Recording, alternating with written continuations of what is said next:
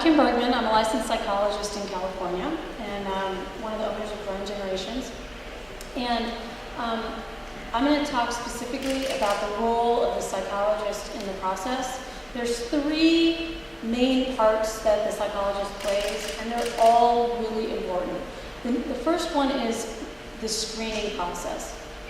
I can't echo enough what Melissa just said, and actually what everyone has said. The more you do up front, the less problems you're going to have later.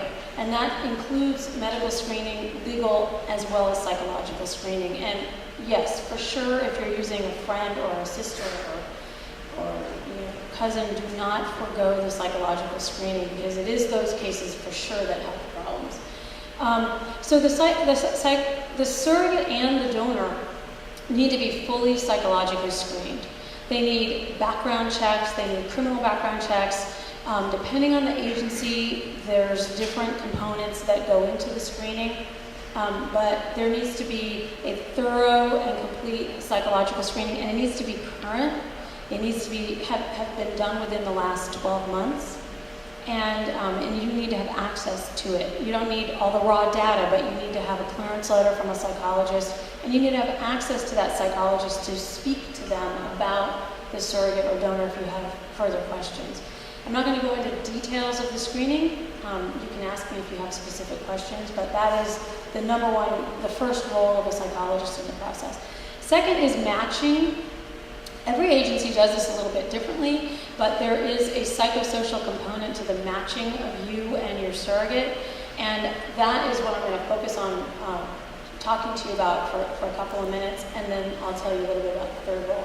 So, in surrogacy in general, and as I said kind of at the beginning, an ounce of prevention or planning is worth 1,000 pounds of later.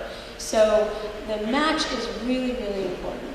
You want to match with a surrogate who not only lives in a state that's a legal state for you, and also that provides you with the pathway to legal parentage that you choose, whether it's pre-birth judgment or second parent, whatever it is, you need to know that ahead of time in matching. But you also want to match with a surrogate who has similar expectations that you do. And it's extremely important that these expectations are talked about at the beginning. So there needs to be a really transparent relationship, and a psychologist or an agency is the vehicle for making sure that that match is a good one. You want to make sure you've talked about issues like abortion and how many babies the surrogate's willing to carry and what you're going to do in different scenarios. But you also want to make sure that, if you're a warm, fuzzy person who wants to talk to your surrogate every single day, that you've got a surrogate who's willing and able to talk to you every day, because she does have her own life, and those things need to mesh. Similarly, if you want to talk to your surrogate once a month or every other week, you want to make sure your surrogate isn't somebody who's counting on you to be there every day. There's no right or wrong way to have that relationship, but you need to make sure you're on the same page from the beginning. You can't predict how it's all going to go, but at least if you know at the outset that you guys have similar expectations, that can make things much, much smoother.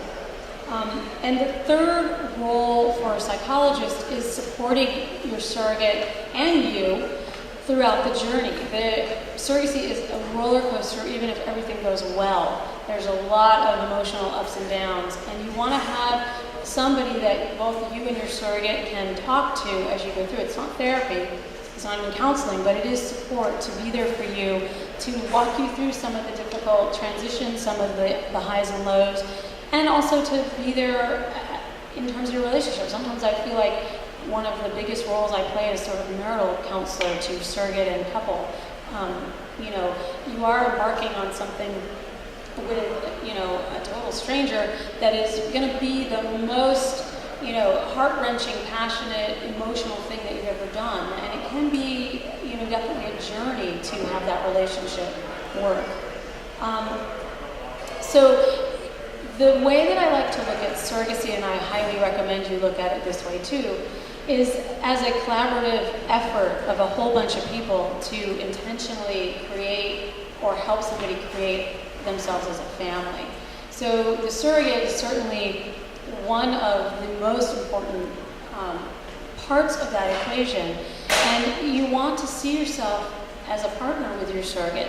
You're going to be making decisions together. You're going to be embarking on this journey together. 4 things that make that relationship really work. And most of the time if you go through an agency, you will end up with a baby. I think all of us have that experience. You will usually end up with a baby. But what we would like you to have, I think, again, we're all on the same page, we would like you to have a great experience as well, something you can treasure, something you can tell your children because they want to know. So there's 4 ingredients that I've kind of distilled it down to over the years that really make the relationship work. The first one is trust, and it is definitely a foundation of trust.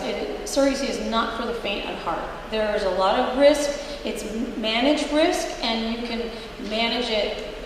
Again, if you work with an agency that has a lot of experience, you're going to manage most of the risk. But it is definitely, you are going to be trusting a whole group of pretty much strangers, surrogate, donor's partner, surrogate's husband, doctors, lawyers, psychologists, people that you don't necessarily know ahead of time to do it right for you. And trust is definitely at the foundation of surrogacy.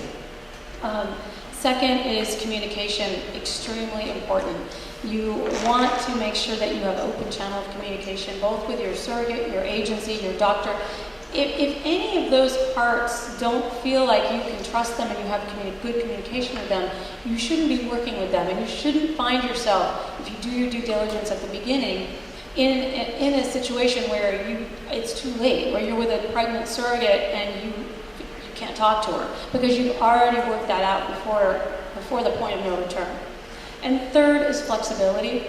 Sometimes I get, especially men, who come and they're like, okay, I want a baby in 9 months, and the due date should be this, and this would work really well. Or they're pregnant and they go, well, we're planning to travel on the 15th because the baby's due on the 16th. No. So there is a lot of flexibility required. It is not a linear process medically. It is, I think, of any of our roles, the most linear is the legal, because you can really, if you're safe and you work with a good attorney, you know that you're going to be on a linear path legally. But medically and emotionally, it is not a linear process at all. And there needs to be a real understanding on all of your parts, surrogate and parents, that there are going to be stops and starts. There are going to be bumps, that some of them are going to be small, some of them are going to be big. I can have the same, 2 couples have the exact same experience, and for one of them it's a tragedy, and for the other one it's a little bump. We really try to help you work through that, that there are going to be bumps. That's a normal part of the process. And the last ingredient, which surrogates have told me through the years, and I now put in as one of my standard ingredients, is a sense of humor. Again, this is like it can be heavy, it can be serious, and if you can laugh with your surrogate, if you can understand that you're on a journey together, you all want the same thing, you're communicating, you have mutual respect, you're seeing the situation from each other's shoes, what's going on in each other's lives, and you can laugh about it, it's really, really important. I mean, I'll have a couple, call me with something like, the surrogate didn't call me back in 2 hours, and I'm thinking something's horribly wrong, and, we call the surrogate, and of course she just has 3 kids and a job and a life, and if we can laugh about those things together, or the clients who call me because they're worried their surrogate's eating, a Big Mac for lunch and everything's going to go wrong. I mean, if we can laugh about that stuff together, it really does make the journey more pleasant. So trust, communication, flexibility, a sense of humor, and really having open, clear expectations from the beginning. It is a real relationship, but it is a unique and kind of weird, strange relationship. And the more that you set the groundwork up powerfully for yourselves, the more likely that experience is going to go the way you want it to go. And you'll end up not only with a baby, but with a journey and an experience that you can really, really treasure.